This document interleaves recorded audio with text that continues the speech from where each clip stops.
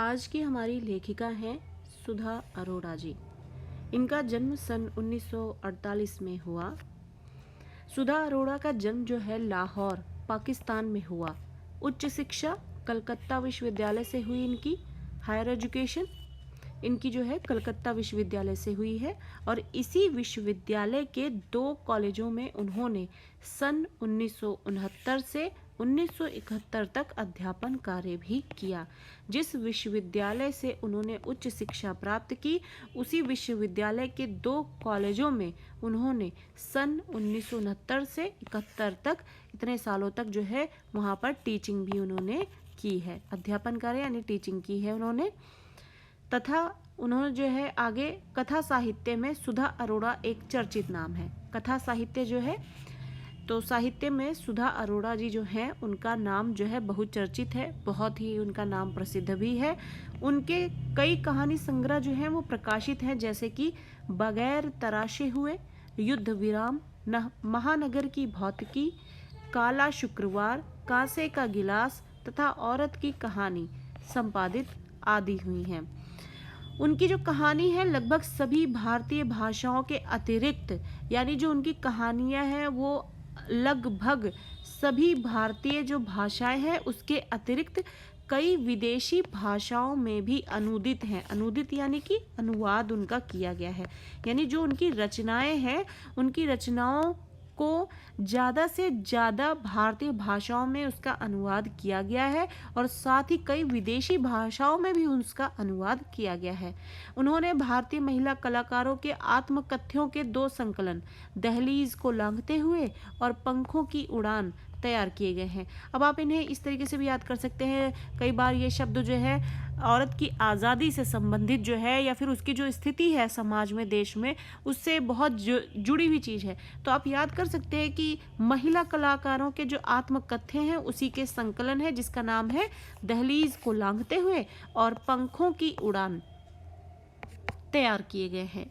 लेखन के स्तर पर, जब लेखन की बात आती है तो उस लेवल पर या स्तर पर पत्र और पत्रिकाओं, पत्र, समाचार पत्र, पत्रिका, मैगजीन्स, इनमें भी उन्होंने बराबर अपनी सक्रियता, यानी वो बहुत ज़्यादा एक्टिव वहाँ पर भी थी। पाक्षिक सारिका यानी जो एक पक्ष में आती हैं, सारिका जो कि एक पत्रिका है वो, उसमें आम आदमी जिंदा सवाल और राष्ट्रीय दैनिक जनसत्ता में महिलाओं से जुड़े हुए मुद्दों पर उनका जो साप्ताहिक स्तंभ है, स्तंभ के बारे में जो कि हम स्तंभ लेखन क्या होता है, वो एक कॉलम होता है जिसमें आप इसमें कोई रचना पेश की जाती है न्यूज़पेपर में, तो साप्ताहिक यानी सप्ताह में एक दिन जो है ये कॉलम आता है जो स्तंभ है जिसका नाम, उसमें वो महिलाओं से जुड़े हुए मुद्दों पर जो है अपने पॉइंट ऑफ व्यू दिया करती थी। स्तंभ वामा जो है उनका, वो स्तंभ जो है किस नाम से था, वामा नाम से था। बहुचर्चित था, बहुचर्चित यानी बहुत ज़्यादा ही चर्चित था, प्रसिद्ध था।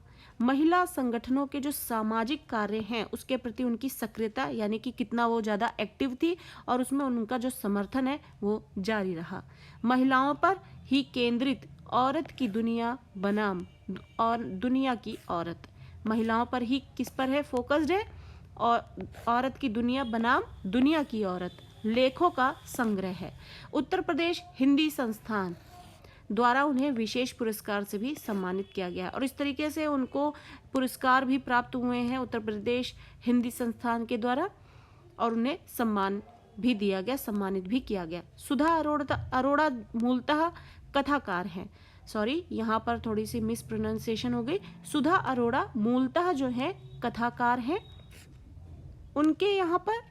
उनके यहाँ स्त्री विमर्श का रूप जो है वो आक्रामक ना होकर सहज और संयत है, यानी जिस तरीके की स्त्री का वर्णन वो करती हैं वो और जो विचार विमर्श पेश करती हैं वो स्त्री विमर्श जो है उसका रूप जो है आक्रामक नहीं है जो क्रोध से भरा हो और उस स्वरूप को सामने लाता हो, बल्कि जो जिस स्त्री का वर्णन वो करती हैं वो बहुत ही सहज, सरल और संयत होती है।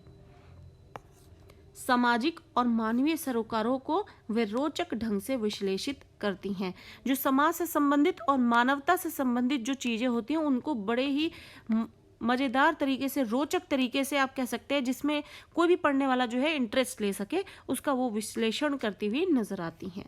पाठ्य पुस्तक में संकलित, यानी कि पाठ्य पुस्तक में जो आपके एक पाठ जोड़ा गया है पाठ्यक्रम से, जिसका नाम है ज्योतिबा फुले की जीवनी में लेखिका ने ज्योतिबा फुले और उनकी पत्नी द्वारा समाज में किए गए शिक्षा और समाज सुधार संबंधी कार्यों का महत्व बताया है। ज्योतिबा फुले और उनकी पत्नी द्वारा जो भी समाज के लिए किया गया है और उसको काउंट किया जाता है, नहीं किया जाता है, इन्हीं सब बातों की चर्चा जो है इस पाठ में वो करती हुई नजर आएंगी। और ज्योतिबा फुले ने अपने समय से आगे कितने वर्षों पहले की जो सोच रख रखी थी, उसी को वो जो है इस धरातल पर सामने लाना चाहते थे, और उसके लिए उन्होंने कितने संघर्ष किए हैं, उन्होंने और उनकी पत्नी ने वो सारा संघर्ष जो है यहाँ पर उन्होंने दिखाया है।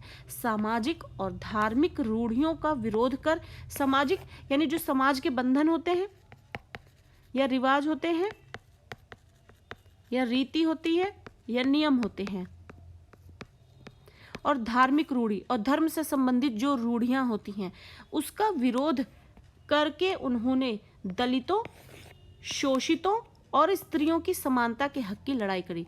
ज़्यादातर भारतीय समाज में जो दलित वर्ग है, जो शोषित वर्ग है और जो स्त्री वर्ग है, उसी को जो है प्रताड़ित और परेशान किया जाता है। ज़्यादातर दलित जो निचले स्तर का, जिस तरीके से बताया जाता है कि जाति के आधार पर निचले स्तर में, और शोषित जिसका शोषण किया जाए, जिसको अपने वर्चस्व के प्रभाव से दबा कर रखा जाए और उसका शोषण किया जाए।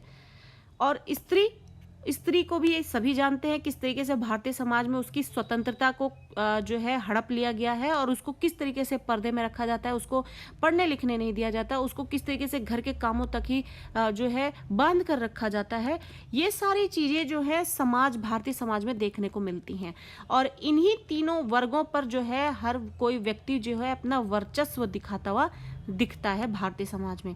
तो इन्होंने दलितों, शोषितों और स्त्रियों की जो समानता का हक है, उसकी लड़ाई लड़ी। इसके कारण समाज का जो व्यापक विरोध है, व्यापक यानी कि बड़े स्तर पर उन्होंने जो विरोध है उसको झेला है। किसने? ज्योतिबा फुले ने। तो बड़े स्तर पे उन्होंने, मतलब बहुत बड़े लेवल पर, इतने बड़े लेवल पर जो विरोध सहता है, एक वक्त पर वो टूट जाता है और वो उस राह को छोड़ देता है। उसको लगता है, कई बार व्यक्ति को ऐसा लगता है हो सकता है मैं ही गलत हूँ, मैंने गलत राह पकड़ ली है।